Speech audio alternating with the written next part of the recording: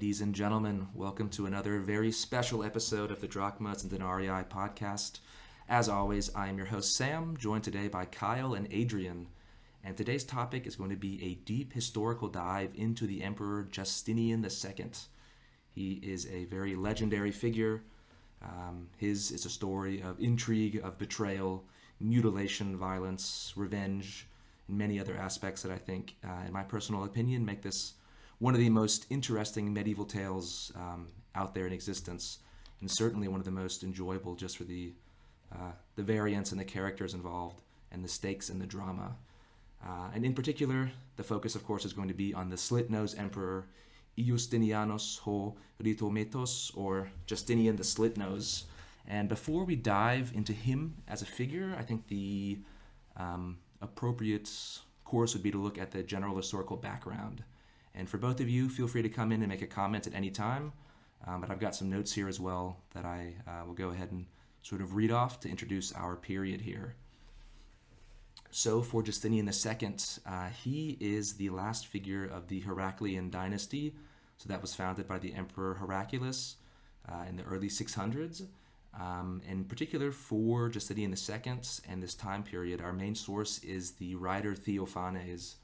And Theophanes, he is called a confessor, so he was actually a very active figure in the struggle for iconoclasm, the iconomachy, during this period. And he actually suffered, was sort of tortured, exiled, and died shortly after during the second phase of iconoclasm. So his writing, what we have is going to be heavily influenced by that, the style he writes. Certain figures he then tends to very much dislike because of their support for iconoclasm, and also vice versa. If someone is a iconophile, they get special treatment here. But for Justinian II, I think his biases don't necessarily apply as much, as this is going to be really before iconoclasm. Justinian II is going to reign in the late 690s, with his intermission coming back to about 711. And iconoclasm comes in about 10 years later after that with Leo III. But anyway, Theophanes, our main source, what he has written is called the Chronographia, and I'm using the translation by, before I forget here, well, I'm blanking right now. It's, I'll find that out later. I'll get a note on that. But anyway, this is a work that was started actually by a different figure. Theophanes isn't the primary author. It was written by his friend Georgios, and his friend had actually died before finishing this work and implored Theophanes to finish it for him. So it's a little bit difficult for us as the modern historian to kind of see where the hand of George stops and where the hand of Theophanes picks up. But either way, it's a very interesting work that covers events from 284 to 813 AD. So that is pretty much from the coronation of Diocletian up until the coronation of Leo V. And Theophanes, he's kind of a terse writer. His source, what he's written here, is kind of more of an encyclical work, so he doesn't actually go into too much depth on any time period, but gives terse summaries. But again, him being our only source for this period, he's very important. And a lot of the later Byzantine writers used and enjoyed his work. And also it's all dissemination and enjoyment in the West as well, actually, and was translated into Latin around 900. But here's kind of a very fun entry, I think, that gives a little bit of insight, perhaps, just to the general Byzantine experience. This is Theophanes writing the entry for the year 762, and he's actually writing about his own experience that we're going to see here. So he writes that in 762, in this same year, starting in early October, there was a very bitter cold, not only in our land, but even more so to the east, the north, and the west. All this ice was snowed upon and grew by another 20 cubits, so that the sea became indistinguishable from land. And upon this ice, wild men and tame animals could walk. And then Theophanes continues for his own experience, where he says, "Of this I myself was an eyewitness, for I climbed on those icebergs and played on it together with some 30 boys of the same age." So I thought that was kind of a fun little viewpoint, a little bit of personality behind the author. So we see him, when he's writing this, he's an older man, but we see some of his experiences as a child related through this work. So even though it's sort of terse, a little bit short, the entries with the style of the encyclical, we actually do still see some sort of vitality in the work and personalization as well. So that's a little bit about our author and how we know information about this period. But the general historical background here is the collapse of the Byzantine Empire under foreign pressure. First, it was the war against the Sasanians, and then, of course, the Arabs and their conquests. So you had the Persian campaigns of Heraclius about 100 years before Justinian II, and these are famous for their legendary length, a couple of decades long, and of course the capture of the Persians, the True Cross, and Heraclius actually recovering that and returning it. And these wars that were decades long, they left Byzantium very weary and spent. A lot of resources had been used up during this. And so it was kind of a perfect storm that after fighting this extremely long war, that the Arabs would then sort of spring up. And then that collapse and conquest of the Byzantine Empire, we can kind of see here on the slide two different maps of the empire around the age of Justinian, and then the empire at the start of the reign of Leo III in 717. But this main collapse really starts at the Battle of the Yarmouk. That's in 636, and that's the collapse of Byzantine control in the Levant. And so this is kind of a fun historical trend. But what we kind of see sometimes in the ancient world too is that the loss of one battle can sometimes lose entire provinces and empires. So we kind of see here that the Arab destruction of a single Byzantine army pretty much leads to the entire collapse of the Levant and Byzantine control. And so anyway, once the Battle of Yarmouk happens in 636, then you have the conquest of Damascus in the same year. Jerusalem is conquered 2 years later in 638, and Caesarea in 640. 642, you see the fall of Egypt. There's a struggle over that for a while, sort of a yin and yang, a pendulum swinging on who controls what. But kind of by the 640s, you have the loss of the most wealthy provinces of the empire, in particular Egypt, which is a huge blow. Developing on during this time, you also have under Constans II, the Battle of the Masts in 655. That was another Muslim victory, this time not on land but in the ocean, which gave Muslim domination in the Mediterranean Ocean, which of course would have huge impacts on trade, piracy, and other aspects. And so all of this to say that during this period, during this century leading up to Justinian II, we're seeing an Arab onslaught that seems unstoppable, and pretty much no matter what front is being fought on, the Byzantines are losing and losing pretty badly. And then kind of through this, we go to the creation and development of the theme system. This is somewhat historically opaque for the actual details of when what is created, but it would seem that Heraclius is the first one to create the theme system, and throughout this period it develops. And the idea here was to actually respond in a more localized and effective manner to the Arab conquests and other foreign foes. And this idea is to have a new organizational basis of the states. And the idea is that your soldiers are actually based in the region where they live. They're paid less money and given farmland to work on. And the idea then is that hopefully the soldiers who have a natural connection to their environment and land will then better protect it and better serve it.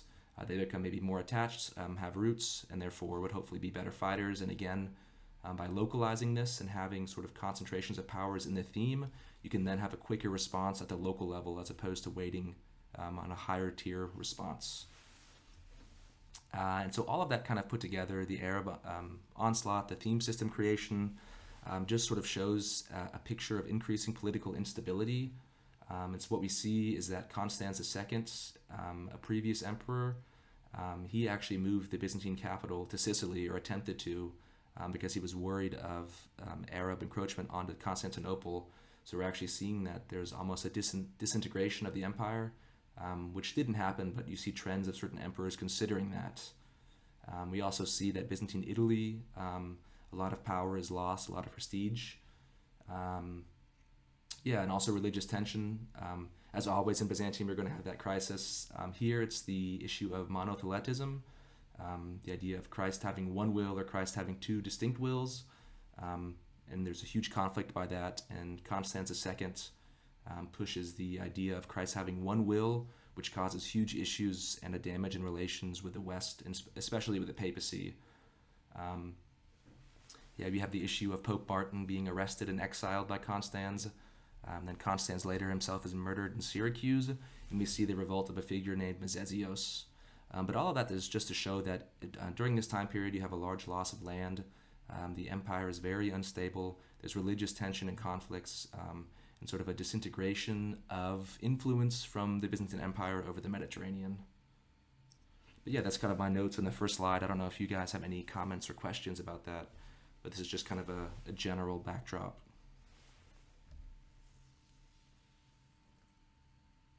I think it's a great overview. Thank you, yeah. Well, cool. That just kind of sets up, I guess, the background then for Justinian's early life. And for his early life, what we see is that, I guess the first point to start on would be his father, as Justinian is brought up under his reign. And his father is the Emperor Constantine IV. And so Constantine IV, the father of Justinian II, also kind of had a tumultuous background. So he was actually elevated to the status of co-emperor with his father Constans II in the year 654, and that was when Constantine IV was at age 18. And so, of course, as mentioned, when Constans II is murdered in Sicily, that then sees the coronation of Constantine IV as a sole emperor in the year 668. And so Justinian II, actually, he's born in the following year, so the first year of the sole reign of Constantine IV, to Constantine and his mother Anastasia. And especially the early years of Constantine are very interesting. We see him sort of promoting harkening back to previous Byzantine rulers, most especially that of Justinian. Wolfgang Hahn in MIB, he writes about this, but the reformation of the bronze coinage, in particular from Constantine IV, is built on a conscious modeling of the Justinianic standard of Justinian's reforms. And it's also interesting to note that not only is Constantine IV, when he becomes sole emperor, sort of reforming currency in the state to follow Justinian, the original Justinian, he also names his son Justinian. So we're seeing a conscious effort by Constantine IV to sort of promote a connection with a more glorious Byzantine past. And of course, all of this is likely going to have a large impact on Justinian being raised in this environment, sort of with these messages going around. And Constantine IV oversaw the Sixth Ecumenical Council, and he actually undid the policies of his father, the monotheletism, the idea of Christ having one will. Constantine IV condemns this. He restores relations with Rome and the papacy, and then that, of course, then helps to also strengthen Byzantine holdings in Italy. And it also sees Constantine being later canonized based on his condemning of that. And of course, beyond the council, one of the largest issues and events of this period is the first Arab siege of Constantinople. And this is not only interesting for, of course, the historical background, but also the time frame within Justinian II, and how this must have been a formulative experience for him. So the Arab siege is from 674 to 678. And of course, it's not one continuous siege, but it's more like an extended campaign. You're going to have multiple battles and events throughout that period. And Justinian, during this time, he would have been about age 5 to 9. And of course, this is kind of the nadir of Byzantine fortunes during this period. They've lost Egypt, they've lost the Levant, and the Muslims have come all the way on to Constantinople and are now besieging it. And it looks like the empire might be completely destroyed and conquered. And so for Justinian, being at age 5 or 9, this must have been quite the, in a certain sense, traumatic experience, and also would have informed his outlook later on life for perhaps the need to focus on campaigns against the Arabs. Of course, the city does not fall. Constantine IV sets out and crushes the besiegers in 678 in a famous naval battle, which is also the first time Greek fire is used. So that weapon helps them to ward off the siege and save the empire. Yeah, and again, so under No, I've actually seen I've seen and heard from different podcasts that perhaps the first siege was not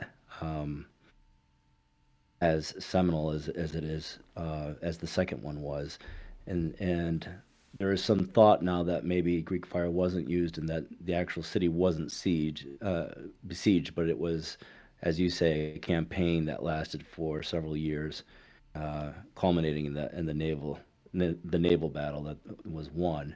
Um, I will say yes, about Constantine IV, he he was able to win this battle and then take advantage of a Muslim civil war that was taking place at the time. to get a advantageous treaty signed and to kind of get things in order.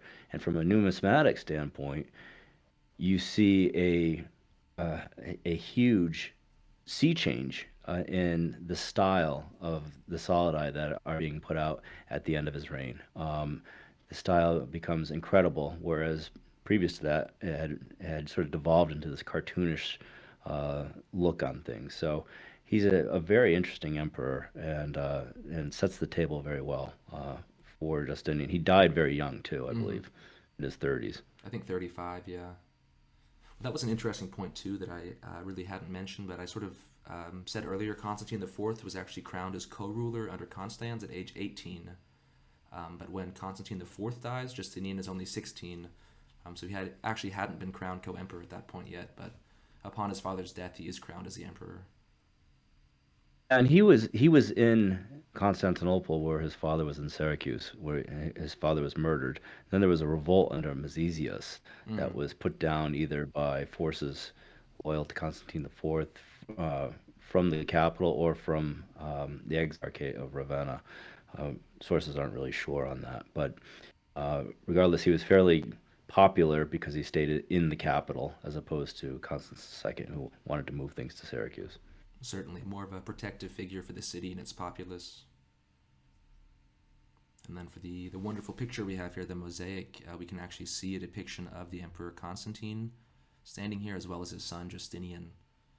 So besides coins, the numismatic evidence, I believe this is the only depiction of those two figures to survive. That's contemporary. But very interesting, yeah. So I mean, we're seeing though in Justinian's early life that it's a very hectic world, one of great change, and also mainly at this point the empire is somewhat stabilized, but also large shocks, large issues. Yeah, so it's a tumultuous period for sure. And then yeah, so upon the death of his father, Justinian is crowned as emperor at the age of 16. And so we see that he's kind of a rash youth. He certainly seems to have some issues of temperament. And so we see that um, with the entry of his first year in power, what Theophanes writes for that year, the chronicle entry, he says that, quote, being a young man, about 16 years old, and foolish in the administration of his affairs, Justinian sent the strategos Leontius with a Roman army to Armenia. He slew the Saracens that were there and subjugated Armenia to the Romans. Likewise, Iberia, Albania, Vulcania, and Media, and after imposing taxes on those countries, sent a great deal of money to the emperor. So what we're seeing here is very interesting that we actually have the introduction in the first year of his reign of another key figure, the strategos Leontius, who of course will subsequently depose him in the years following. But it's very interesting that we're already seeing him at least being classified by Theophanes as a rash man who's foolish and doesn't understand exactly what he's doing. But regardless, he seems to have a lot of success in his foreign policy. At least here early on, we see that the provinces he conquers actually have a lot of tax receipts. And not only that, but a lot of money was made, and the campaign was quite profitable. But we see that there's a lot of interesting episodes during this first reign, and that Justinian certainly seems to oftentimes not think out certain actions, or maybe not have a keen sense of foresight. So we also see that what Theophanes says in the entry for the year 690, Theophanes writes, quote, in this year Justinian foolishly broke the peace with Abd al-Malik, for he strove in his folly to move the population of the island of Cyprus and refused to accept the minted coin that had been sent by Abd al-Malik because it was of a new kind that had never been made before.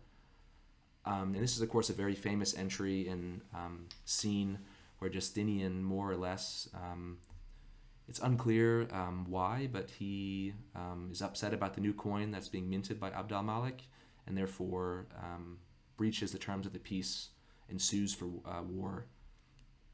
And Kyle, you might know a little bit about this too, but I guess the idea here is that some of the early Islamic coinage reforms, of course, the very first issues were simply just copying Roman types, but very quickly under Abd al-Malik they have the first reforms, and And then, of course, there's no more pictographic elements, and the Islamic coinage simply features the Shahada and various verses from the Quran.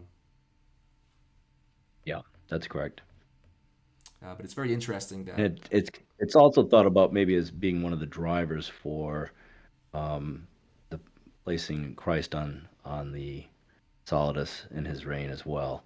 Uh, Given the fact that many of these coins still circulated throughout the caliphate, it became harder for them to circulate with a picture of Christ on them. mhm. So Yeah, we'll get into the it's a coinage theory, for put it sure that here way. in a little bit, but yeah, it's certainly tied to this episode.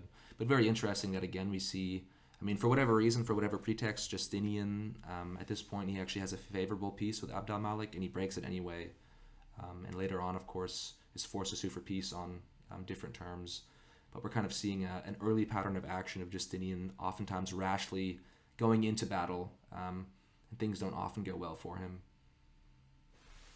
So the next year, I'm going to quote Theophanes again, a little bit longer of a quote, but it's very interesting. I think that this is almost the perfect case to demonstrate almost every flaw of Justinian. And it really highlights his psychology and character, and especially the flaws that are going to see him deposed. But also, somewhat interestingly, I would argue the same flaws that made him overthrown in the first place are the exact reasons that were enabling him to actually come back to the throne a second time. Sort of his need for revenge and punishment and wrath. But anyway, let me go ahead and read this entry. This is the entry of Theophanes for the year 691 in the Chronicle, and he writes, quotes, "In this year, Justinian made a levy among the Slavs. He had transplanted and raised an army of 30,000, who he had armed and named the Chosen People. Now the Arabs feigned to be unwilling to break the peace, which they were obliged to do by the emperor's fault and rashness. And, having also armed themselves, they came to Sebastopol, protesting to the emperor that the mutual agreements made under oath should not be dissolved. Otherwise, God would judge the guilty and take revenge on them. Since the emperor, Justinian, would not even suffer to hear such things, but was pressing for battle, they unfolded the written peace treaty and hung it, instead of a standard, from a tall spear which they carried in front of them, and so rushed against the Romans under the leadership of Muhammad and joined battle. At first, the Arabs were defeated.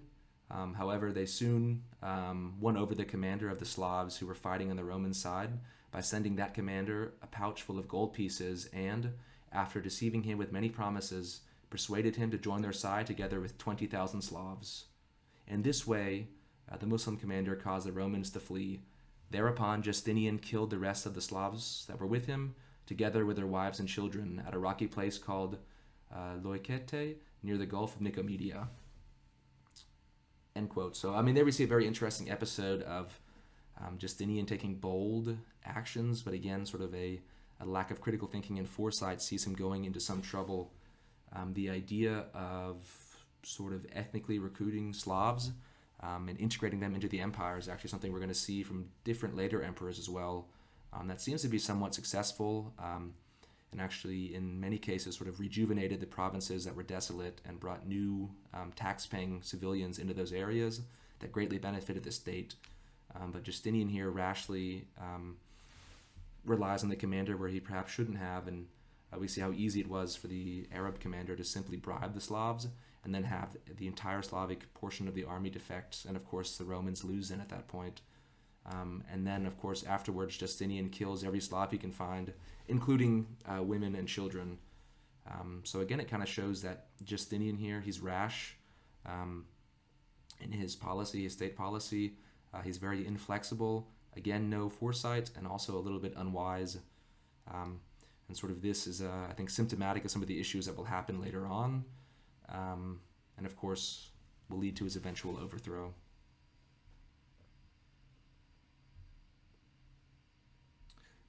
And yeah, so that's kind of the episode for the year 691.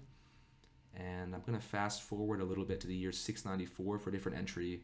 And here we're seeing Justinian again sort of taking a headfirst dive into rash action, and probably also trying to consciously emulate his namesake, the first Justinian, who of course very famously built the church Hagia Sophia, And here we see Justinian II attempting something similar.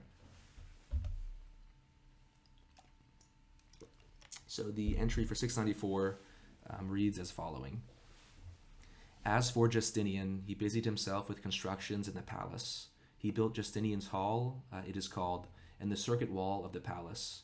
He appointed as supervisor of works, as lord and master his treasurer and chief eunuch, Stephen the Persian, a most bloodthirsty and cruel man who, not content with punishing the workmen pitilessly, used to stone them as well as their foremen. The emperor being absent, this wild beast even dared to have his mother, the Augusta Anastasia, whipped with a strap as if she were a child. Having done much evil in these respects, as well as to the entire body of citizens, he caused the emperor to be hated. So a quick pause here. We're starting to see that the men Justinian relies on, his different court officials, are already causing him issues and problems, and that we're seeing his unwise reliance on these different figures that, of course, the original Justinian also had issues with that led to the Nika riots and revolts. But anyway, continuing now in the entry for the year 694, Theophanes writes, furthermore, Justinian appointed as head of the state treasury a certain monk called Theodotos, who had previously been a hermit on the Thracian side of the Bosphorus, a terrible and savage man who, quite gratuitously and without cause, inflicted demands, exactions, and confiscations on many of the dignitaries of the state and prominent men, both among the administrators and the inhabitants of the city, both of whom he hanged from ropes, placing smoking straw beneath them. In addition, the prefect by imperial command threw many men into prison and caused them to be confined for several years. All these acts increased the people's hatred of the emperor. So here we're seeing then, of course, unwisely again appointing incompetent and corrupt and seemingly very cruel officials that are then harming the populace. And it should be noted there, of course, Theophanes is writing about the very many people thrown into prisons, because the next section we're about to read then revolves around the future emperor Leontius. During his revolt, of course, he releases many of those prisoners and gains popularity that way. But anyway, here's another further episode just to show the incompetence, perhaps. I'm not sure how you would best describe this, but the unwise state practices of Justinian. So Theophanes continues in the same year for the chronicle entry. Now the emperor demanded the patriarch Callinicos that he should recite a prayer enabling him to demolish the church of the Holy Mother of God, which was built near the palace, because Justinian wished to set up a fountain at that spot and erect benches for the blue faction, so that he might be received there. But the patriarch said, "We do not have a prayer for the construction of a." But the patriarch said, "We do have a prayer for the construction of a church, but none has been handed down to us for the destruction of a church." As the emperor went on pressing the patriarch and demanding a prayer to destroy the church at all costs, the patriarch said, "Glory be to God who suffers everything, now and forever. Amen." Upon hearing this, Justinian destroyed the church and built a fountain. So again, we're seeing an episode of Justinian sort of harassing the patriarch and trying to destroy a rather well-known church in order to build a fountain so that he might ingratiate himself with the blue faction. Again, seemingly a silly point of statecraft that probably angered the church. And we're going to see later, of course, that the patriarch is also complicit in the overthrow of Justinian. But yeah, anyway, so this is kind of just the overview of the first reign. We're going to go into the coinage of the first reign and then also his deposition soon after. But yeah, I don't know if you guys have any comments, but so far we're seeing Justinian coming through as a very headstrong, rash figure who seemingly doesn't use very much foresight, and of course he's going to pay for all those mistakes.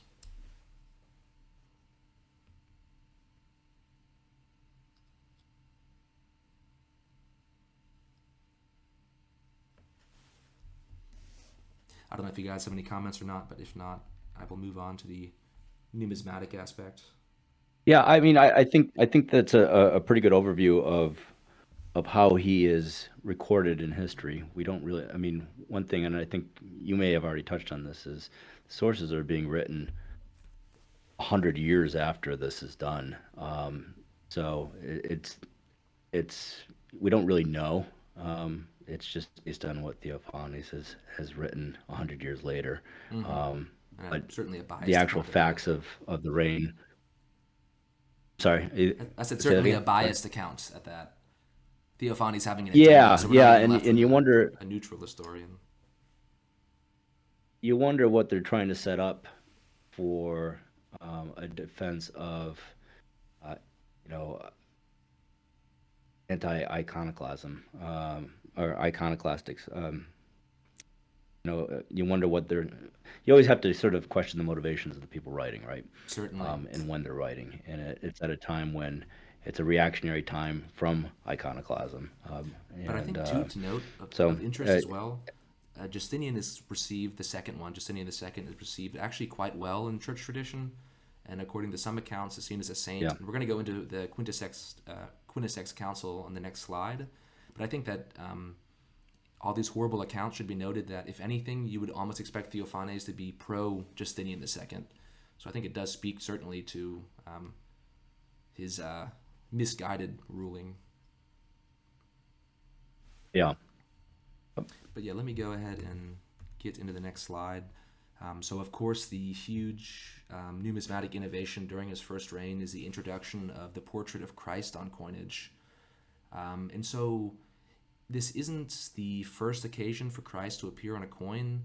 We do actually have one or two surviving unique solidi of the Theodosian period, seemingly wedding issues where it would appear to depict the emperor and the empress being crowned by Christ in a wedding ceremony. But those pieces are very seldom seen, and they seemingly weren't struck for any sort of wide distribution. But for the coinage of Justinian II here, this really is the first actual widespread and serious minting of a coin with the portrait of Christ. And so what's really interesting, I found a wonderful article written by Hugh Ferry, kind of discussing some of this.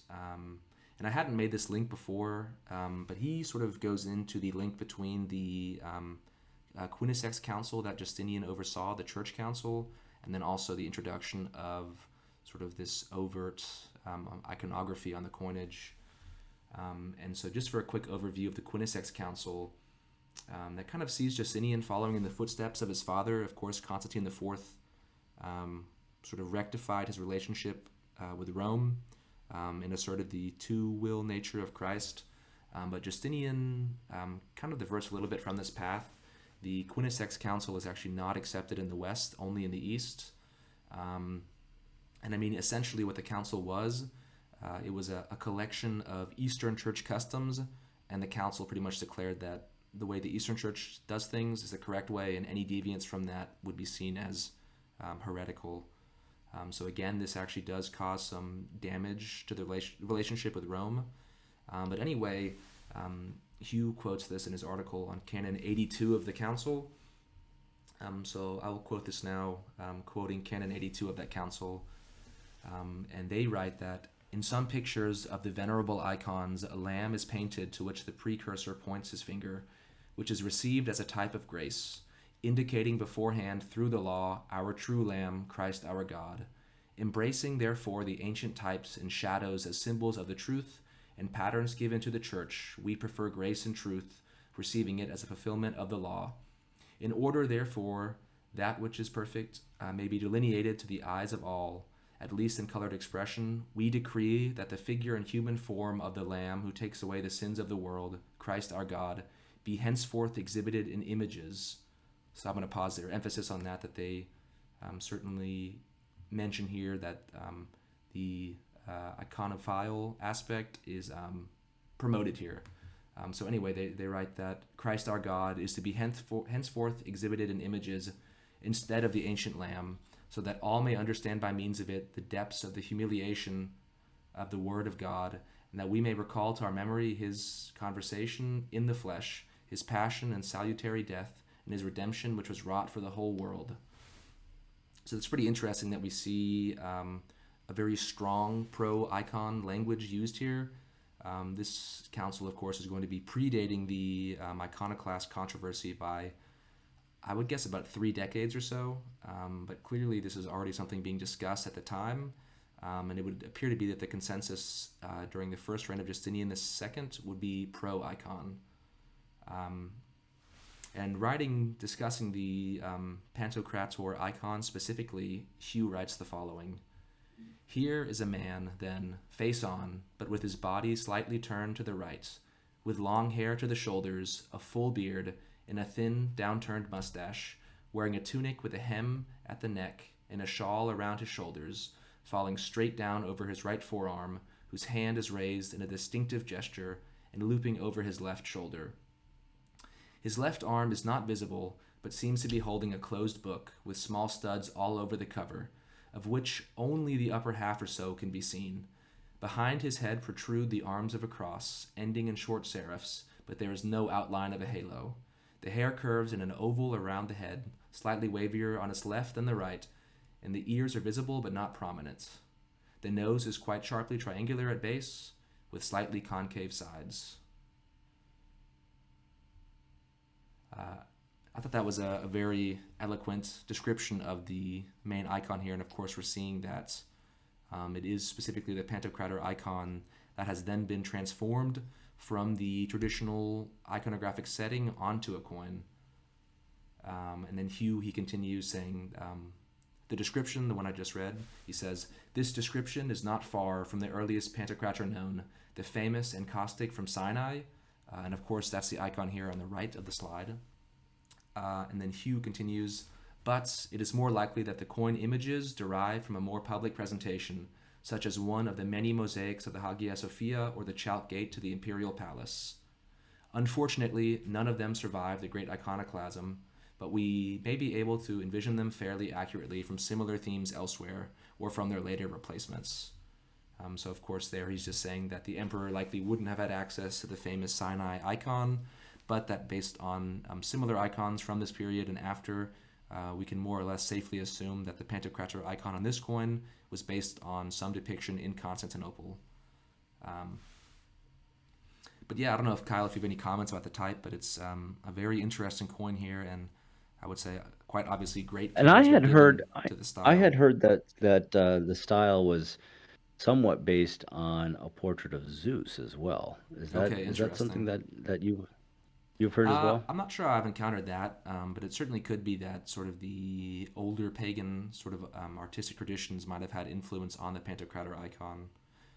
Are you saying the type in general, the icon type, or the actual coins themselves? The style of the Christ portrait. Okay, yeah, very well could be. I mean, I haven't studied the history of iconography that much. I mean, I'm obviously quite familiar with the different types, but the initial developments in early Christianity, I'm not sure. Um, but yeah, it's certainly interesting, and I'm sure that some of the older styles have influenced it. But I think the And I think use of this it, is also the first time the emperor is depicted in a Loros I was about to shirt. say, yes, Uh, I think that's also true. okay. All right, go ahead. Yeah, but certainly just one quick comment. It's very provocative and firmly a pro-icon stance, one can say. I mean, we don't see in the sources that the iconoclasm controversy dates this far back, but you would have to think that the different sort of theories of theology of the use of icons must certainly also be at discussion and in play during this period. So you must wonder then sort of just the impact of those sort of subtle under the surface trends that aren't visible to us today, of sort of the pre-Leo III iconoclastic versus iconophile tendencies, how that's affecting the Emperor Justinian. But it would appear to be that he's a very pro-icon individual, as obviously the coins here represent.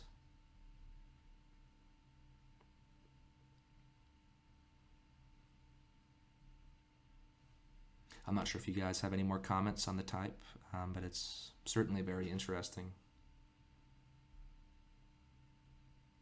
I know that these were made in quite large quantities, and they're fairly readily available. But these are one of the Byzantine coins out there that cross over to other collectors that other ancient collectors or other just coin collectors need to have. So typically they get driven up in price quite a bit.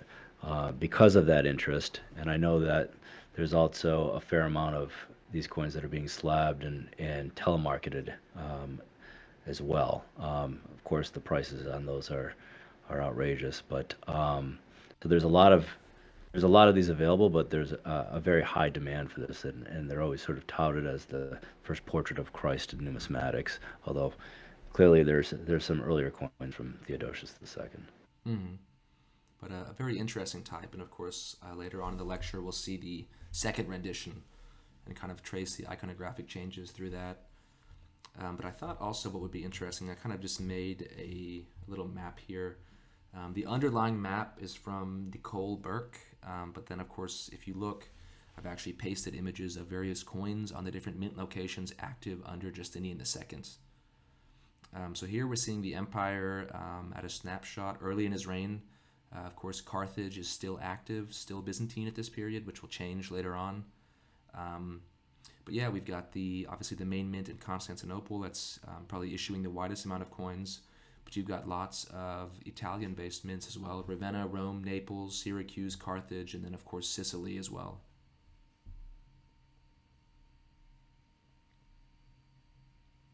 I know, Kyle, you collect the area and the era as well. Maybe you've got some comments on that. Just the rarity of different mints. I know the Sicilian mint is quite interesting too. It's theorized that it was perhaps sort of the replacement for the Carthage mint. Once Carthage fell, that they moved all mint activity from Carthage to Syracuse, or to Sicily, to Sardinia. Sorry, I'm misspeaking there. Yeah, Sardinia, Sardinian yeah. mint. Yeah, apologies. Uh, yeah, that's the thought, is that they moved the whole workshop to Sardinia and continued making coins there to service Sardinia and Corsica, which were, I believe, part of the Exarchate of Carthage, if I remember right. And they just become their own Obviously, city minting had been after. going on in Sicily quite a bit under Constance II, and continued under Constantine IV. All of these coins, uh, both from Sicily, Italy proper, and Sardinia, are very rare, as well as the Carthaginian emissions, because they didn't last very long in his reign. And of course, there was no Carthaginian emissions in his second reign, so there was only first reign emissions. Um, so yeah, the style is a little bit more simplistic, and coinage is fairly poorly understood when it comes to Italy, as far as where things were minted and local mints and traveling military mints, etc. But Western mint coinage is typically on the rare side. Definitely hard to find. Yeah, I just put random types down for Ravenna and Naples. I think I'm not sure if there actually exists any confident attributions for Naples, at least. I think Ravenna has got some bronze coinage with the mint mark, so we know that that was certainly active. But yeah, you're definitely right there that the Italian coinage is still poorly understood, and I think also without any archaeological evidence, it might remain that way. I don't think they were made in the same quantities that they were made in the capital or in Asia Minor. So I think that's also contributes to, there's just fewer of these things to be found. Hmm. Um, so the scholarship on them is limited, or has to take some liberties on things, some leaps of faith on different things. So Definitely. But yeah, certainly interesting to see how much the empire has changed, but also, especially in the West, the number of mints. Certainly, if not active in quantity, then at least in the location of the mints. the other thing I'll mention, one more thing about Western mint coinage, is it's typically at a lighter weight standard than the solidi that are minted in the capital. Typically, it's around 4 grams, maybe a little higher, as opposed to 4.4 or 4.5. So there was a weight standard difference that I think had to do with making change in the exchange rates with silver coming in from barbarian kingdoms. Very interesting. And then also, of course, with a more provincial style as well, the Italian coinage. But yeah, certainly interesting. I think that's sort of a a brief numismatic overview. We're not going to go into the types specifically, but kind of looking at, of course, the most famous innovation, the Portrait of Christ, and then just sort of a general overview of the various mints that exist during this time. And so next up in the story is, of course, perhaps the most fun and interesting aspects. It is the uprising of Leontius, and then, of course, the exile of Justinian to Cherson. So I've got the story from Theophanes here that I'm going to read. But it should be remembered what you pointed out earlier in some of the stories from Theophanes mentioned about Justinian, is that he, of course, turned the populace against him through brutal taxation and various policies.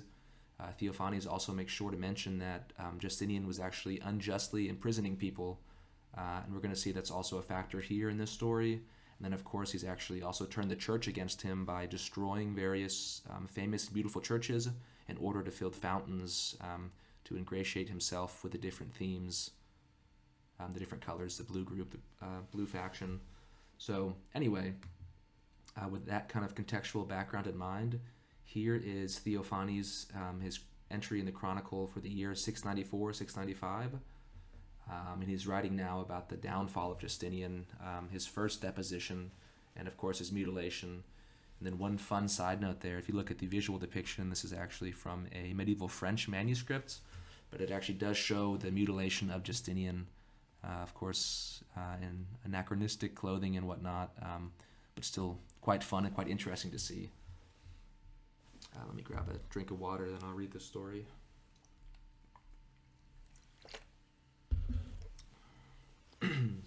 So Theophanes, writing for the year 694, he says, quote, "The same year Justinian was expelled from the imperial office in the following manner. He directed Stephen, the patrician, and Strategos to kill at night the people of Constantinople, starting with the patriarch.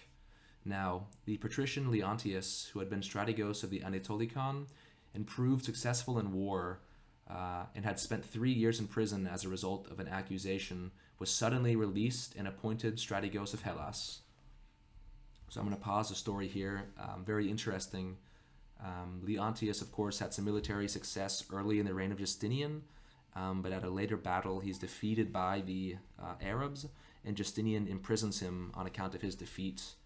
And so in this unusual episode, what we see is that Leontius has been in prison for 3 years, and for whatever reason, he was suddenly and unexpectedly taken out of prison and appointed to be the strategos of southern Greece by Justinian, which, of course, is a very odd move. You would obviously think that Leontius would be embittered after being imprisoned by Justinian for 3 years, but for whatever reason, and we're not sure why, Leontius was then appointed strategos of Hellas, and now, of course, in control of thousands of military soldiers and a position of great strength and power. So anyway, with that sort of little analysis in mind, Theophanes continues that Leontius was ordered by Justinian to embark on 3 ships and set out from the city on the same day. That night, as Leontius put in at the harbor next to the quarter of Maros in preparation for sailing away from the city, he was bidding farewell to the friends who came to see him. These friends had frequently visited him in prison and assured him that he would become Roman emperor. So his friends there are encouraging him when he was in prison, saying, they kind of support him and want him to actually usurp the throne.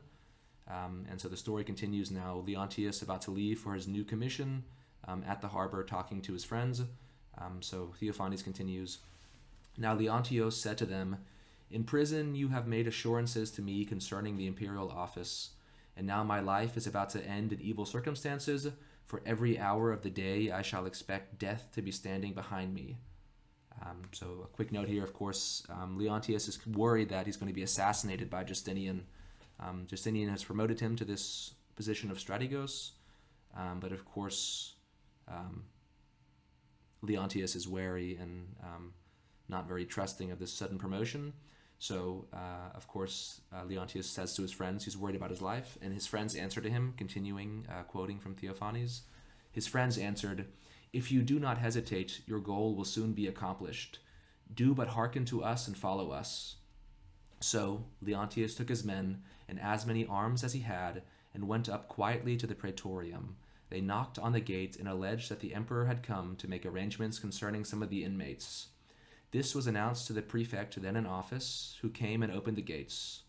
Whereupon he was seized by Leontius, beaten, and bound hand and foot. Leontius went in, opened the prison cells, and released the prisoners, a numerous band of brave men, most of them soldiers who had been confined 6 or 8 years. He gave them arms and went to the forum with them, shouting, "All Christians to Saint Sophia." And he also sent emissaries to each region of the city with orders to proclaim the same call. So here we're seeing that Leontius has decided to make a play at usurpation. And of course, the first place he goes to is the imperial prison, where more or less every dissident of the reign of Justinian II has been kept in prison.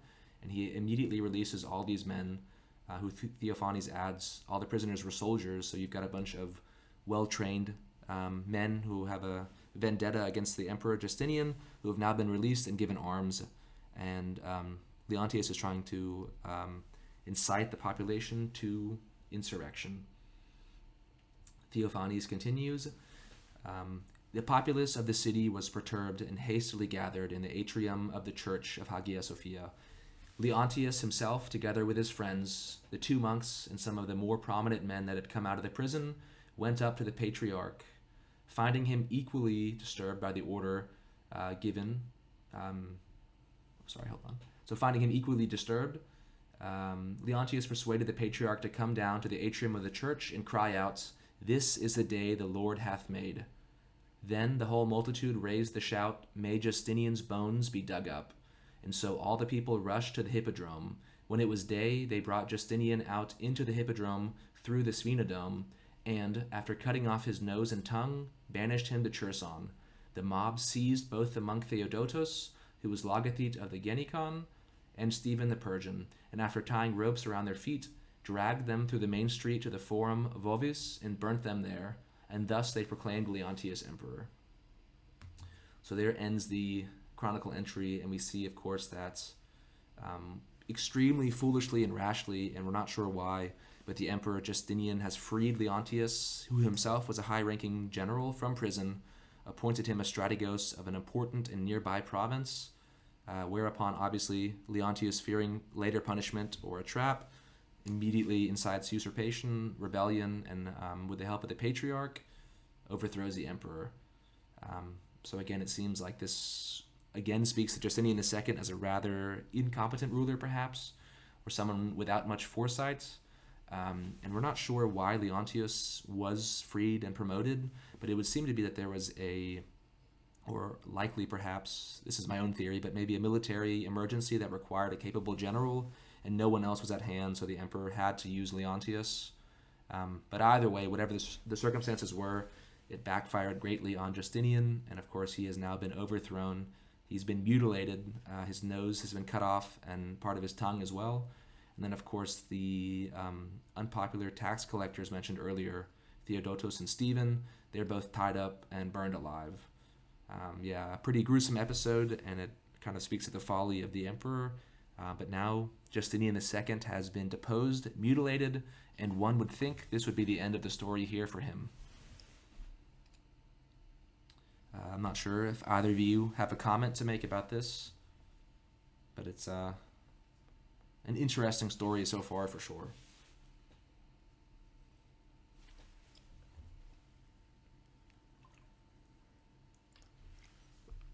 Well, presuming no comments, I'll go ahead and move on. Let's go here. So then we have the return of the king, as I have named this. I'll give a very brief overview of the intervening years here. Of course, our story focuses on Justinian, so I won't spend too much time talking about Leontius or Tiberius. But anyway, so Leontius was, of course, a strategos of Justinian, and he had actually won a significant victory in the first year of Justinian's reign. We read the chronicle entry from Theophanes earlier, but of course he conquers parts of Armenia and is a part of that campaign that was very successful and brought much money back to the emperor. His luck runs out, though, and in 692, Leontius, as a general for Justinian, is defeated at Sebastopolis, the battle there. And as a result from that, he's imprisoned for 3 years. And of course, as we just heard, he was released from prison in 695, made the Strategos of Hellas, immediately rebelled, overthrew Justinian, and took over the throne. And Leontius will rule for 3 years. He's a rather lackluster figure. He loses Carthage during his reign, a significant loss that probably isn't his fault, though. It was a long time coming given the circumstances of the empire, but it occurred under his reign. And he sent a fleet to recapture Carthage, which failed at the job.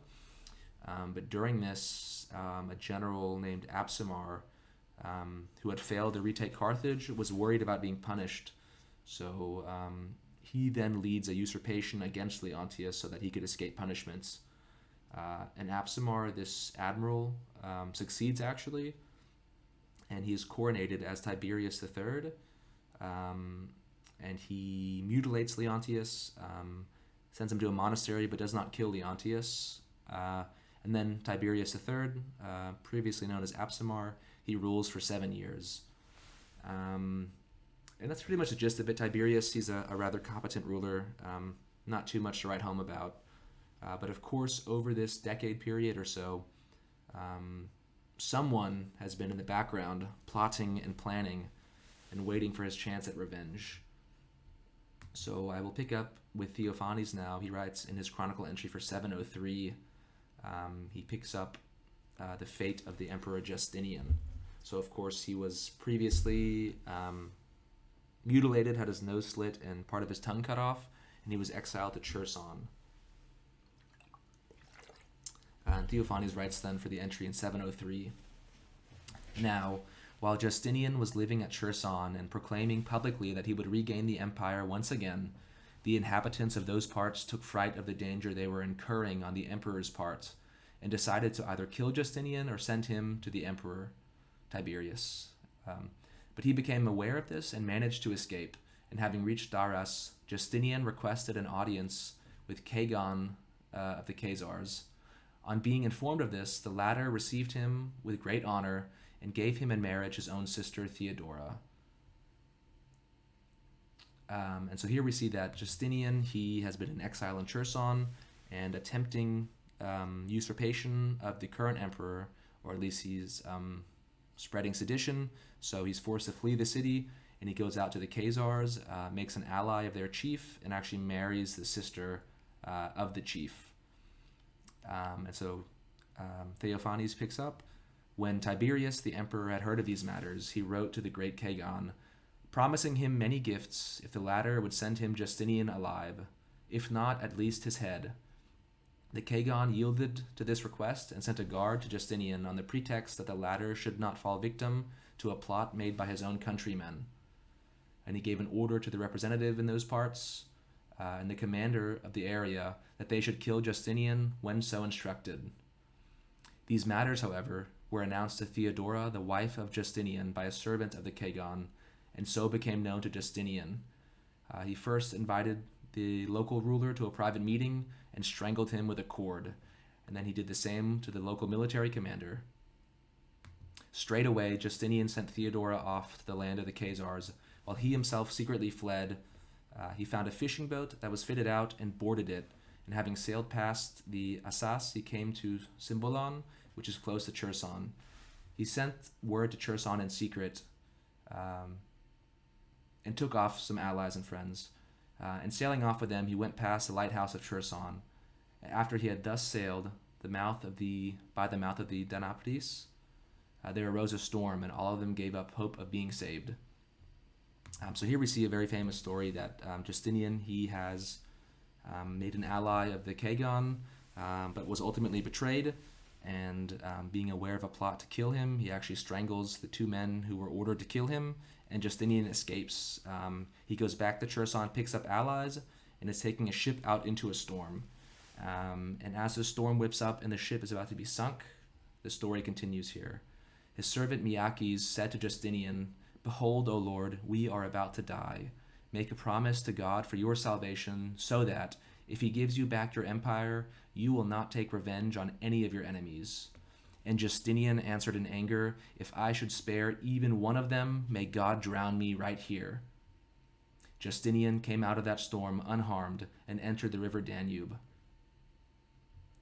So there we see the story of another insight into Justinian's character, that on this ship about to sink, of course, common in such situations that people want to make a prayer or a plea to God, and a friend of his says that you should make a promise to God that if he saves you in this storm, you would spare your enemies, and Justinian says the famous line that if I should spare even one of them, may God drown me right here. So we see there that he is hell-bent on revenge, and that's a large part of his character, and what is also helping drive this return from exile. And so after this, he goes to the Lord of Bulgaria, the king there, and again makes an ally. So picking up the story here in 704, Theophanes writes then that that same year, 704, Justinian reached the imperial city together with his allies, and they encamped at the gate near Blachernae. For 3 days they parleyed with the inhabitants of the city, who insulted them and refused any terms. Justinian, however, together with a few of his countrymen, made his way in without fighting through an aqueduct, and, after raising a shout of "dig up the bones," he won the city. For a short time he established his residence in the palace of the Blachernae.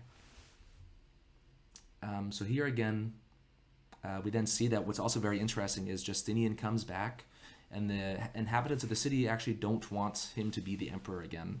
They refuse to work with Justinian, don't let his army in, and then also insult them. So we're probably seeing there residual hatred between Justinian and the people in the city, given his cruel policies earlier that we saw of his tax collectors and various people. But anyway, so Justinian has found his way into the city through an abandoned aqueduct and has actually entered. So Theophanes continues then. He says that in this year, Justinian regained the empire and, after giving many gifts and imperial vassals to his Bulgarian ally, dismissed him in peace. Tiberius, the emperor, abandoned the city and fled, but he was pursued, apprehended, and brought to Justinian, and the brother also of Tiberius. And Justinian also sent emissaries to the interior of the city, and after finding out those people who betrayed them, likewise put them to death. And as for the emperors of Tiberius and Leontius, Justinian caused them to be paraded in chains throughout the whole city. And while games were being held in the hippodrome and he himself was sitting on the throne, they were dragged publicly and thrown at his feet, and he trod on their necks until the end of the first race, while the people cried, until the end of the first race. And then, of course, those two are beheaded. But then we see also that the policy of Justinian, he really hasn't learned much from his previous mistakes. Of course, his heavy-handedness, his tyrannical tendencies saw him overthrown in the first place. But upon becoming emperor again, he more or less goes on a rampage of revenge, killing and murdering many people. Theophanes, writing about these actions, says, he blinded the patriarch Callinicos and banished him to Rome. He also destroyed a numberless multitude from both the civilian and military registers. Some he threw into sacks and caused to die painfully in the sea. Others he invited to lunch or to dinner, and, as soon as they rose from the table, either impaled them or beheaded them. So everyone was seized by a great fear. So of course we're seeing here that Justinian then is going on a brutal purge, killing many people, and of course, somewhat shockingly, he blinds the patriarch. Of course, the patriarch did help to overthrow him, but again, a little tasteless to blind the patriarch, and I'm sure, again, not winning Justinian very many friends. But anyway, at the end of this period, Justinian is crowned again emperor with his wife Theodora and his son Tiberius. So we're seeing that he's returned now successfully, seemingly not learned his lesson, and through a brutal purge is now again emperor of Rome. You guys have any comments, or I can continue on? He strangled his captors with a cord. Sounds like a James Bond movie. It's crazy. Yeah, a big comeback. I was also wondering, as far as I understand it, the mutilation of dethroned emperors was a way to discredit and in some way disinherit them from ever seizing the throne again. Um, if that's the case, how did Justinian ever gain the support uh, to be able to seize the throne despite having suffered this mutilation? Yeah, it's an interesting question. I think kind of the idea too behind a mutilation was it was also seen as a Christian action. In a certain sense, it is a little merciful, as in without mutilation, you would just kill your enemies or any rival, and that would solve the question there. But the idea was that mutilation would, in theory, disqualify you from being emperor, but then also in practice, it would allow you to have time to repent for your sins and actually live out the rest of your life as usually a monastic. But in this case, I mean, it would seem to begin with that Justinian's not popular with the populace and that he rules more or less through an iron fist. And of course, he pretty much sacks his own city. As we saw, the people did not want him back. When he actually initially shows up, they don't allow him in the city. They insult him and jeer at him. And it's only through finding an abandoned aqueduct that he actually makes his way in.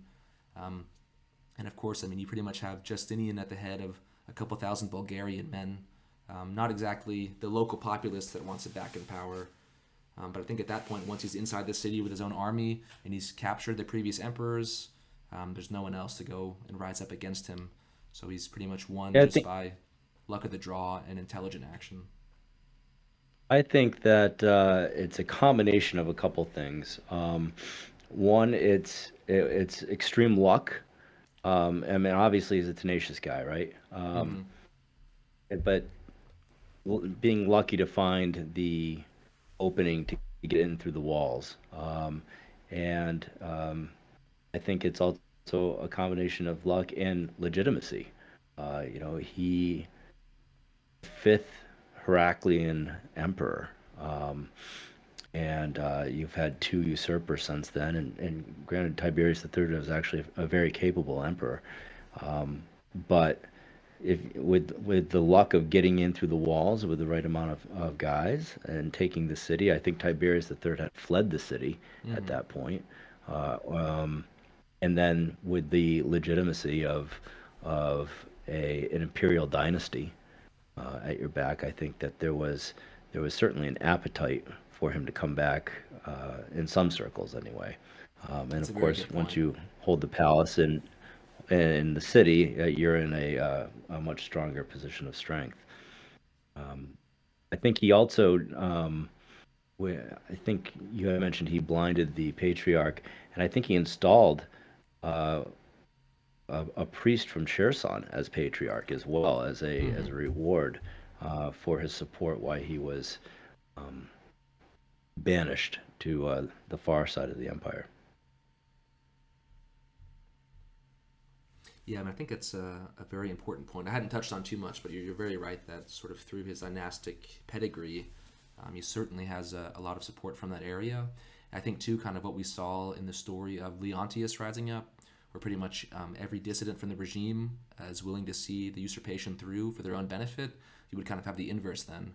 Once Leontius and Tiberius take over, of course, the Justinian loyalists are then punished, and they would want to see their own man come back on the throne. So I'm sure you also had different groups in the city who were very happy to see him return, and of course, very many then who obviously are not happy to see him return.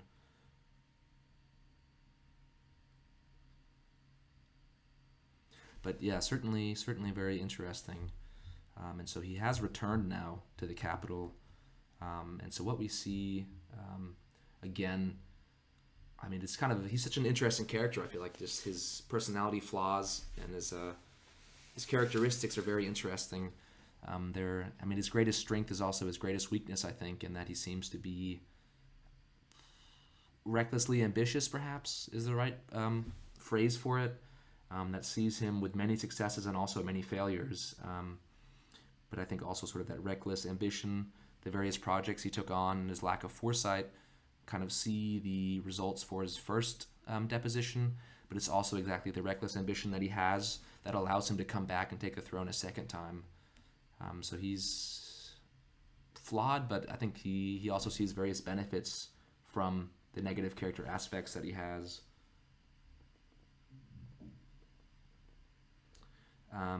Anyway, yeah, so we see now his second reign. He's come back to the throne. He has many purges. Again, Theophanes is a sort of a terse writer. He doesn't flesh out the details too much, so we're unsure of exactly who all was killed. But it would seem to be that a significant chunk of the aristocracy was wiped out in these purges. And then also many experienced military men and generals were caught up. Because, of course, the usurpation of Leontius was more or less focusing from the military class, and then Tiberius III as well. Both of those had their origin in the military, and Justinian, of course, purging anyone who was associated with either emperor. So there was likely, of course, going back to the very first slide, the Arab onslaught, the loss of territory. It probably was a very bad thing that these purges happened. Again, we can't say for certain, but it would appear that at a time when it was ill-suited, many important people, experienced people, would have been wiped out by these purges from Justinian. Also interesting, the Italian relations. We've mentioned the Quinisex Council earlier, that of course being a consolidation of Byzantine Eastern Christian practices and a condemnation of other varieties, other flavors of Christianity. And so Justinian forces this council onto the papacy, and we actually see revolts break out across Italy. These are then again suppressed, but it just kind of speaks again to an unnecessary, costly, and rash action where there's not really much upside to forcing Eastern customs onto the West, but we just see a further breakdown of relations and unnecessary military expenditures to oversee all of that. And then again, we see him also being unpopular at home with some of those issues. And of course, he does reign for a decent amount of time, but again, he's then overthrown by the next emperor, Philip, in this period. So yeah, certainly very interesting. And Theophanes, he has quite a long entry that I'm not going to read all out here, simply because I think it would take too much time. But more or less what we see is that, I'll pick out some of the quotes here to read. That's very interesting. So we see that this is the entry for 710. As we remember that Justinian actually, when he was in Cherson, the very first thing he did as an exile was spread sedition and claim to want to retake the throne. And that saw him have to leave Cherson and flee to the Kurgan and then also the Bulgarians later. So Theophanes, recounting this, writes for the entry in 710 that motivated as he was by malice and remembering the conspiracy that had been made against him by the inhabitants of Cherson, Justinian sent to Cherson the patriarch Maros and the patrician Stephen. He fitted out a great fleet of every kind of ship from contributions raised by senators, artisans, ordinary people, and all the officials that lived in the city of Constantinople. He sent forth that fleet with orders to put to the sword all the inhabitants of those forts and to leave no one alive. So again, we're seeing here that there is a huge state action and involvement, a military campaign launched by the Byzantine emperor onto his own people that is not going to have any strategic impact or monetary gain. In fact, the inverse. But Justinian, out of a desire for revenge, is launching an entire fleet to murder people who you might describe as actually being loyal citizens because they didn't want to support Justinian as a usurper to regain the throne a second time, but were actually loyal to the current emperor. And Justinian now is ordering a huge fleet to go and massacre all the people in the area. And then we later read Theophanes saying that he's writing here about the fleet. Theophanes says that the fleet, having arrived at Cherson and meeting no resistance, they occupied the forts and put everyone to sword except for the children, whom they spared because of their age and also to make slaves of them. And then we also read that besides murdering people, Theophanes writes about the treatment for the elites of Cherson. He says, "As for the first citizen and another 40 prominent men of Cherson, together with their families. They sent them as prisoners to the emperor. These men they affixed to wooden spits and roasted them over fire. Another 20 of them they bound their arms behind their backs, and after tying them to the oar straps of a ship, filled it with stones and sank it to the sea. And then Theophanes also writes what we heard earlier, that the soldiers, ordered to massacre the population, wished to spare the children out of pity and also to make them slaves. Theophanes writes that when Justinian had been informed of these things, he was incensed that the children had been spared and ordered the expedition to return with all speed. So again, we see that Justinian now is hell-bent on revenge and wants to murder small children as well for events that happened over a decade ago in Cherson. But again, he seemingly is becoming a little bit more unstable on the throne, or willing to take actions that really see little to no benefit for the Byzantine state. Again, wasting state resources to attack its own citizens. And then we read that, so the first fleet set out, killed the men and the women, and spared the children. The second fleet sets out now to kill the children and the remaining inhabitants. And Theophanes writes that this fleet set sail in the month of October and was overtaken on the high seas by a storm at the rise of the star called Taurus. Nearly the whole fleet sank, and the men who perished in the shipwreck numbered around 73,000. When Justinian had been informed of this, instead of being distressed, he was filled with joy. Being still possessed by this frenzy, he threatened with loud cries that he would send another fleet and mow down to the ground, to the last man that pissed against the wall. End quote. So we see here that, again, Justinian has sent out a fleet for no gain that sinks and allegedly kills 73,000 people, and that Theophanes records him as being joyful upon hearing this news, and again, willing to launch a third fleet to again try to murder everyone in the area.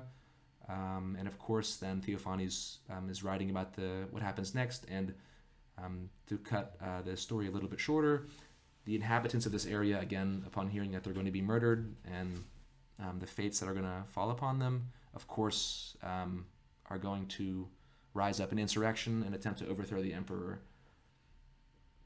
And then, of course, we're going to have allies across the empire spreading, and the soldiers in the area, of course, join the usurpation. So things are starting to escalate pretty quickly, and then Philip is now being acclaimed as their replacement candidate for Justinian. And it should be interesting, too, that while this entire episode is going on, Justinian actually is not inside the city of Constantinople, but on a military campaign elsewhere. So I'm going to pick up the story now. We have Justinian launched multiple waves of fleets with disastrous results to try to punish the area of Cherson and the various people. They, of course, revolt. They've elevated Philip to the throne. And this is happening as Justinian is not in the city of Constantinople. So now Theophanes continues. He says, while Justinian was gathering intelligence concerning the regions across the sea, he saw the fleet, that is of the usurpers, he saw the fleet sailing in the direction of the city, Constantinople, and with a roar like a lion's, he too rushed to the city. Since Philip had overtaken him and seized the city first, the story continues there for the next events, but what we're seeing that's important here is that the usurper Philip actually beats him to the city of Constantinople, and as we see time and time again in Byzantine history, the physical ownership of the capital is the most important tool for legitimacy, and without that, pretty much every single usurpation is bound to fail. You've got the state reserves there, the treasury, bureaucracy, and of course the impregnable walls, more or less. So this is very bad news for Justinian, of course. Let me continue the story here. So we have then the story of inside the city now. Justinian is outside of it, but of course the usurper falls upon the family of Justinian, and especially his young son. So that we hear the story continuing now. That's Theophanes quoting, saying that Maros, a figure in the story who I've cut out to save time, but he's an agent of Philip at this point. Maros found Tiberius, that is the small child, the son of the emperor, Maros found Tiberius grasping with one little hand the column of the altar table in the sanctuary of the Virgin Mary, and with the other hand holding the wood of a cross. While his grandmother, Anastasia, sat outside. The grandmother fell at the feet of Maros and begged him not to kill her grandson Tiberius, since he had done no improper deed. Even as she was holding this man's feet and imploring him with tears, they entered within that area and seized Tiberius by force. Tiberius had the wood of the cross he was holding in his hand taken away. And the story continues that leading the boy to the postern, which is above the quarter of Kalinike, they stripped him and, stretching him out on the doorsill, cut his throat as if he were a sheep, and ordered him to be buried in a church. So in this episode, we're seeing that the usurpers find the son of Justinian, and even though he's a child, and again, he's done no wrongdoing, the lessons have been learned about mutilation, and so that the boy is taken, stripped, and killed in front of his grandmother, Anastasia, the mother of Justinian II, of course. And then we see that the story continues here, where Justinian, now outside of the city, his family's been murdered. The soldiers with him defects with the promise of immunity, and so that Justinian is handed over. And I'll read the line here from Theophanes, writing that then the aforesaid Spatharios rushed up to Justinian angrily, and seizing him by the neck, cut off his head with a dagger he wore at his belt, and sent it to Philip. Philip dispatched the head to the countries of the west as far as Rome. So here we see then the end of Justinian, his second reign, second deposition, his own rash folly in launching these fleets to try to wipe out the people of Cherson and the surrounding area. For no other reason than just personal revenge. It leads to his ultimate downfall. And of course, he seems to be almost riddled with insanity at this point, demanding that the children of the area are killed, not just the women and men, and taking joy in his fleet being sunk. It's kind of hard to see. Some of that obviously might be exaggeration by the sources, but again, from what we know about Justinian, he certainly seems to be, without foresight, he's undertaken a lot of rash actions in the story so far, so it's not entirely outside of his character to actually do what the sources say. But anyway, he had the bad luck of the usurpation starting when he wasn't in the imperial city, and Philip enters, crowns himself emperor, murders the son of the emperor, his heir, Tiberius, and as for the grandmother, the wife of Constantine IV, we don't ever hear what her fate is. But yeah, so ends the line of Heraclius and Justinian, and his rule has come to an end.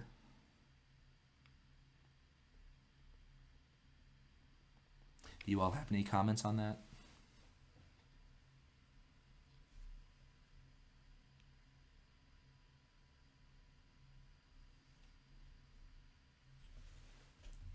Any comments? I think that's a good overview of how it went down. His second reign was a rather sort of doomed from the start. It was very unpopular and a bit of a revenge fest.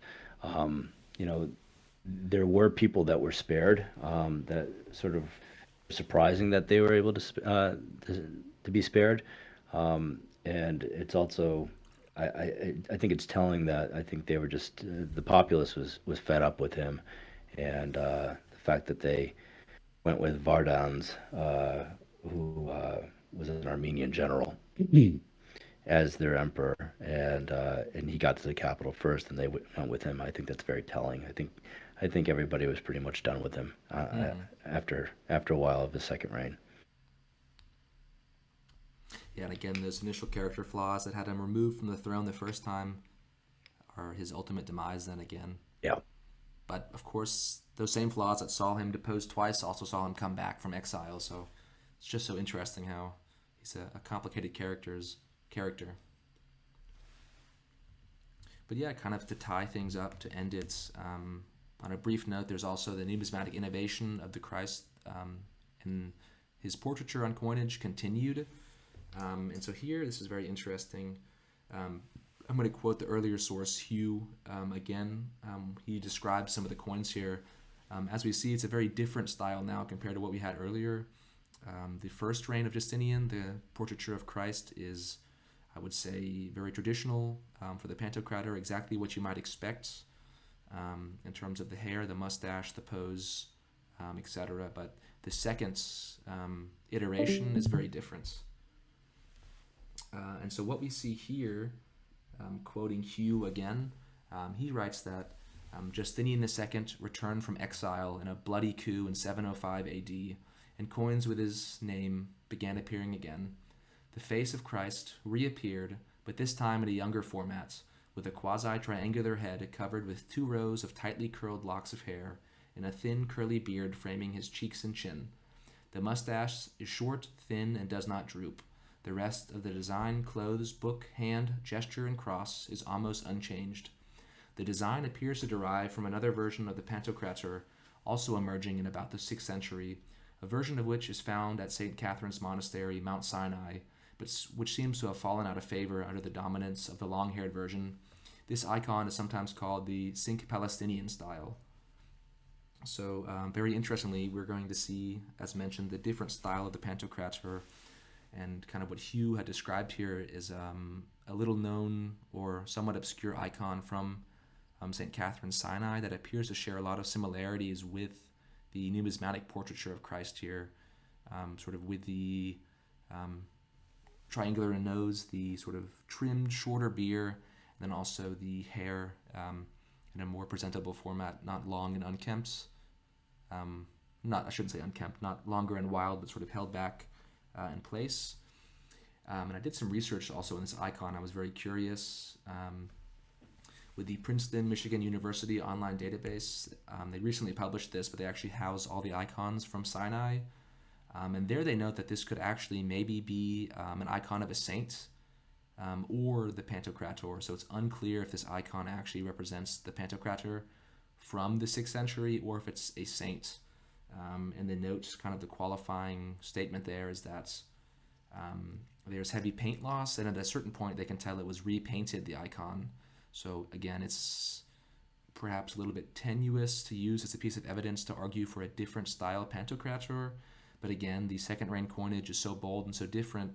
Quite clearly this change was intentional, but it's just difficult to say exactly why and for what reason. The Sinai icon might be an explanation. If it is indeed the Pantocrator icon, it would be evidence for a different, distinct, and by now extinct Pantocrator icon tradition that no longer continues. So yeah, certainly interesting,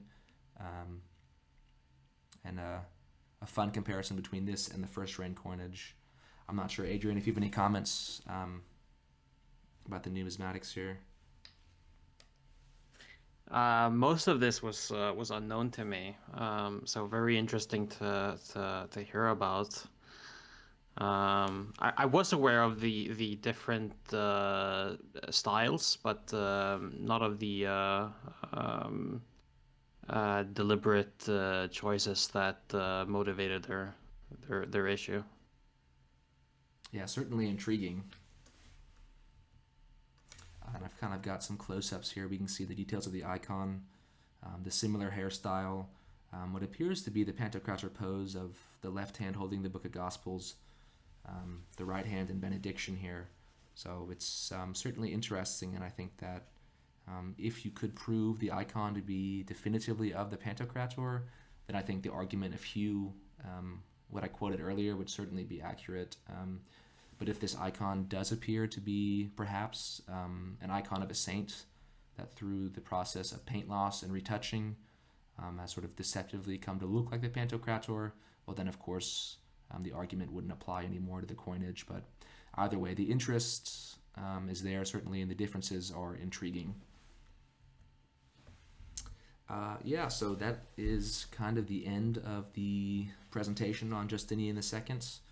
I hope this was interesting, kind of looking at him as a figure. He is certainly very complicated. I would say a very distinct and strong character, perhaps. Certainly he stands out in the annals of history as a very driven person. But again, his sort of permanent character flaws lead to his downfall twice. Namely that he's rash. He seems to not really critically think through his actions, and he doesn't really have an eye on the future. His foresight tends to be non-existent, so to speak. He ruled in a very interesting period with iconoclasm on the horizon. A lot of these events become more interesting through that. Of course, the coinage depicting Christ. We didn't really touch on it too much in the presentation, but of course, Justinian's first reign and the second reign, there's about a 10-year intermission, and during that time, they actually drop Christ on the coinage and go back to the traditional designs.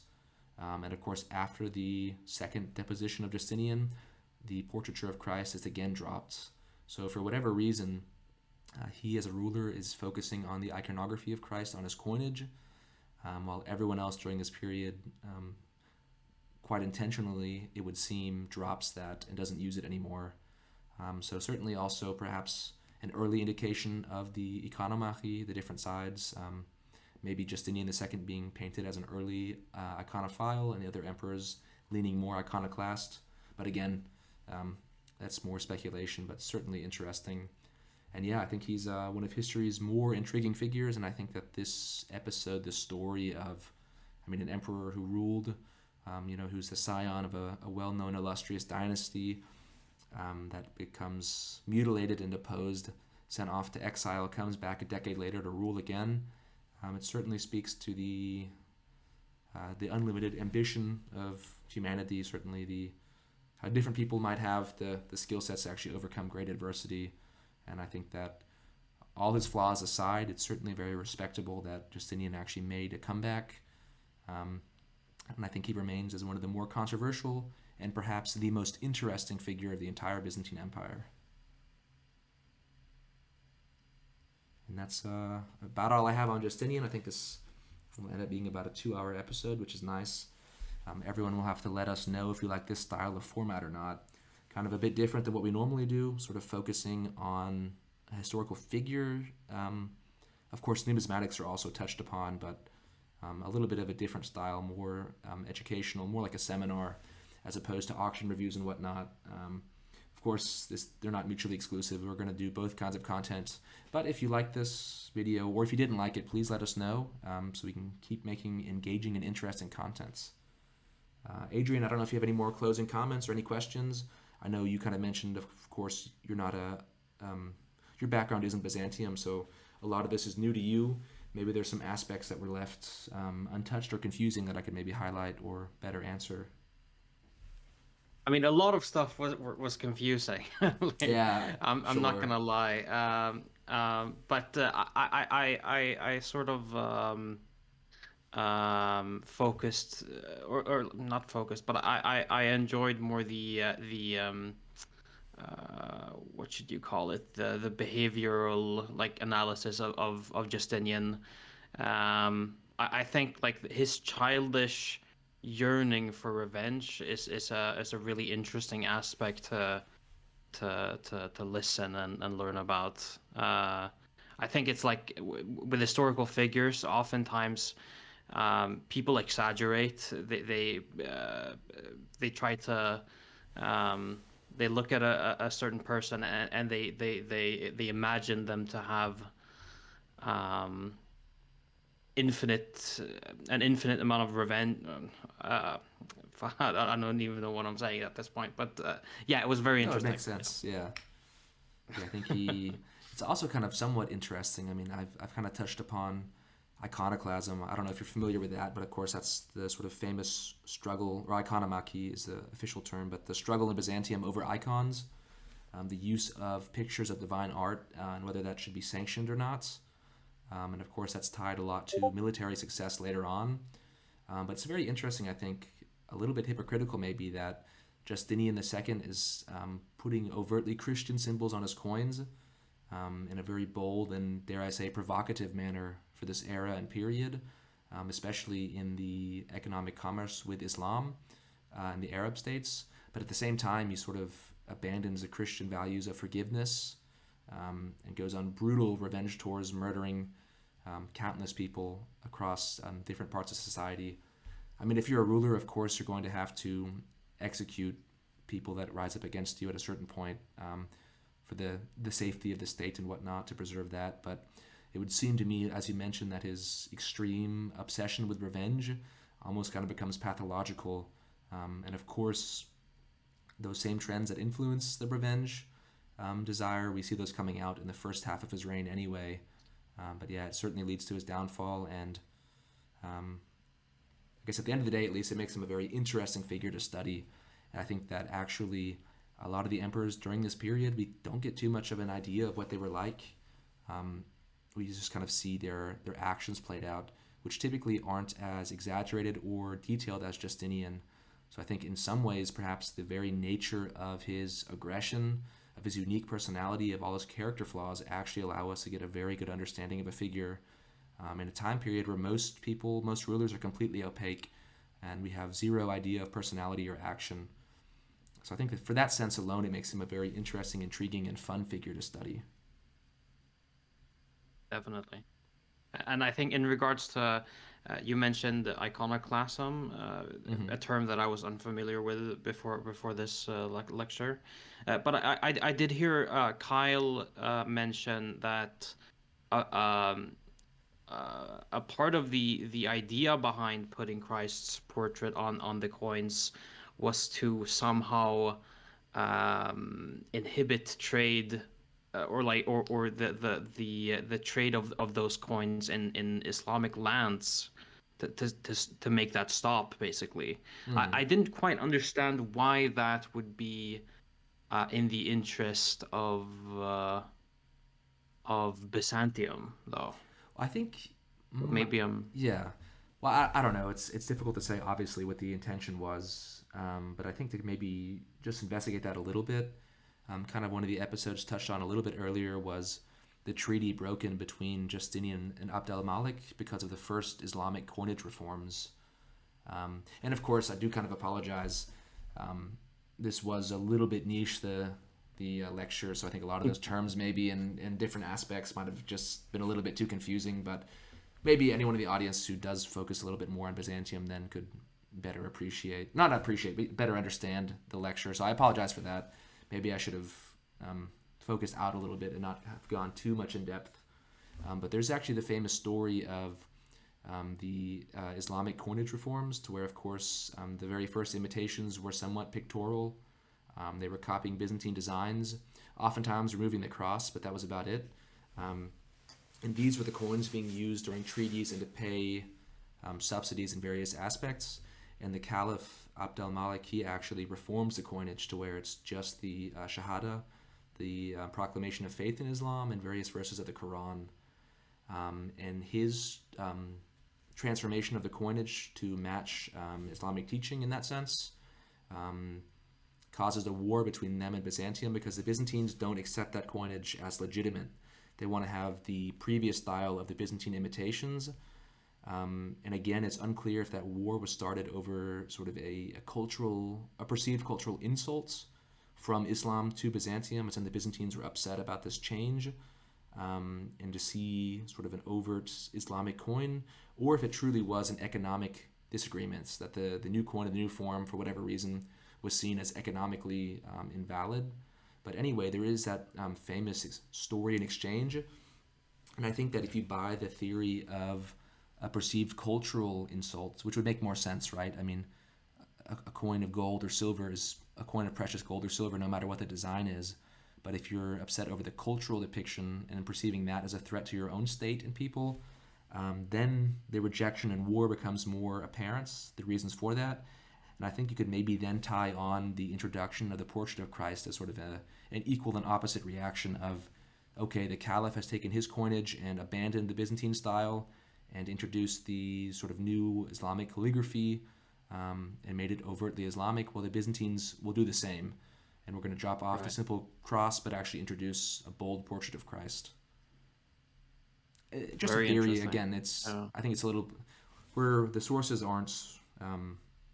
There's not enough sources here, not enough source work to really to make the full argument, I think. But I could see that as being a plausibility, perhaps. But like the motives of the signs of coins is almost always very opaque. So I'm not surprised that you have to really speculate a bit on the true motivations and the of the people making the designs. But yeah, that's a very interesting. But for the war, that is actually mentioned by Theophanes. Specifically, he mentions in his chronicle that the introduction of a new coin type by the Caliph caused a war. As in the Caliph changed the coin type, and Justinian went to war over it. But the specific reasons aren't given further than that. So, again, we kind of know that the war was fought over that, and Justinian started it. But again, was it seen as an economic insult, economic inviolability, or was it more of a cultural threat? That's kind of the distinction. But I would lean into the cultural category because, again, I think the coin being a measure of precious metal, it wouldn't really matter what the design is. Gold is gold and silver is silver. So then if you went to war over the change, it must be then perceived cultural threats. Right. But yeah, that is more speculative, but certainly very interesting. But did you like this new format? We've actually kind of discussed this and planned doing a sort of more historical focused episode series.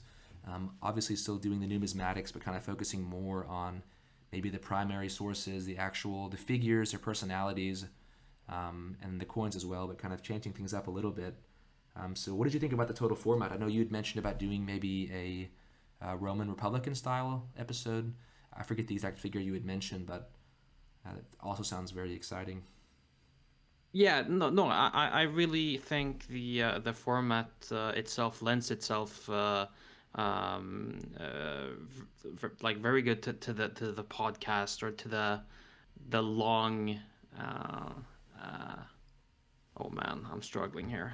To the long format videos that we're doing, and certainly from my point of view, I think numismatics on its own can feel a bit empty sometimes if you don't take history into account. I think they should be studied together.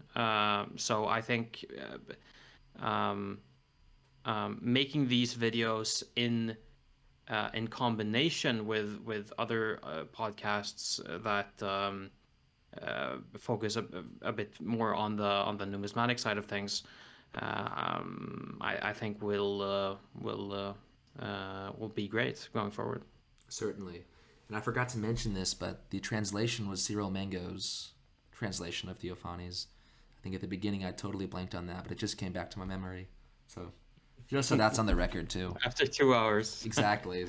I'm sure no one has made it this far, but if anyone did, the single listener who did, now you know, Cyril Mango. Yeah. Congratulations. Well, cool. Thank you for your time, and yeah, I'll be uploading this soon, and we'll have to get to discussions over your episode and getting that set up, and I look forward to it.